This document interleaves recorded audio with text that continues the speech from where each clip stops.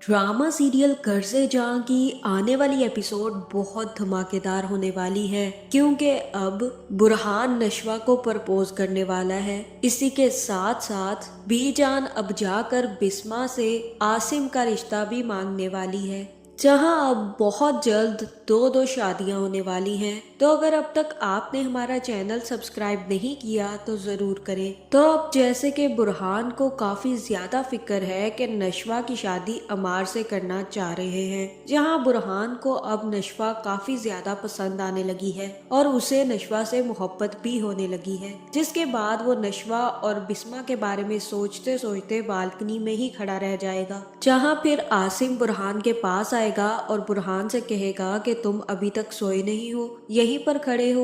और बुरहान अपने बाप से कहेगा कि मैं सोने ही जा रहा था लेकिन मुझे नींद नहीं आ रही, पर आप क्यों बाहर फिर रहे हैं, आप क्यों नहीं अभी तक सोए। और आसिम बुरहान से कहेगा कि बेटा, जो हमारी उम्र है ना, इस उम्र में लोगों की नींदें उड़ जाती हैं और जो तुम्हारी उम्र है इस उम्र में कोई आकर नींदें उड़ा कर ले जाता है। अब तुम बताओ कि तुम्हारे साथ क्या चल रहा है। जहां यहाँ बुरहान अपने बाप को बता देगा कि उसे नशवा काफी ज्यादा पसंद है और वो नहीं चाहता कि नशवा की शादी अमार जैसे नालायक लड़के से हो जाए। जहां फिर बुरहान अपने बाप से कहेगा कि नशवा काफी ज्यादा अच्छी लड़की है और उस जैसी लड़की मैंने आज तक नहीं देखी, इसलिए मुझे लगता है कि मुझे उससे मोहब्बत हो रही है और मैं चाहता हूँ बाबा कि आप जब बिस्मा आंटी से अपने बारे में बात करें तो मेरे लिए नशवा का हाथ मांग ले और कुछ भी करके नशवा और अमार की शादी मत होने दे। जहां आसिम कहेगा कि ये काफी ज्यादा मुश्किल है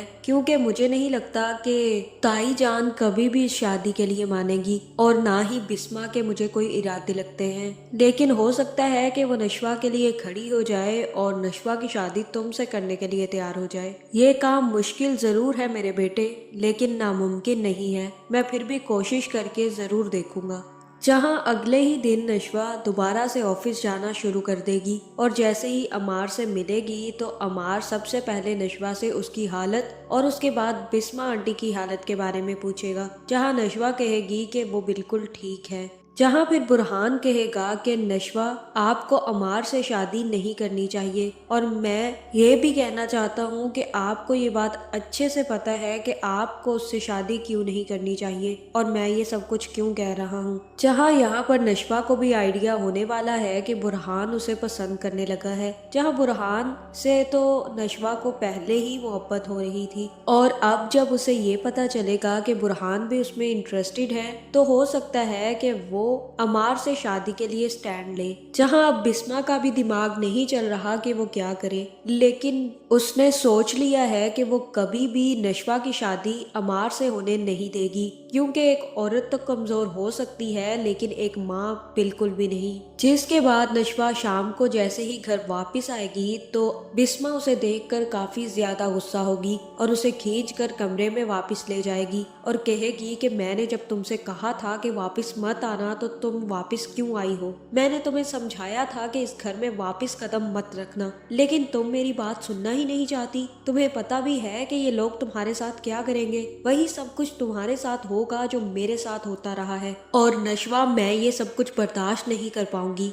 मैंने जब तुमसे कह दिया है कि तुम कल चली जाना और वापस मत आना तो तुम मेरी बात सुन लो।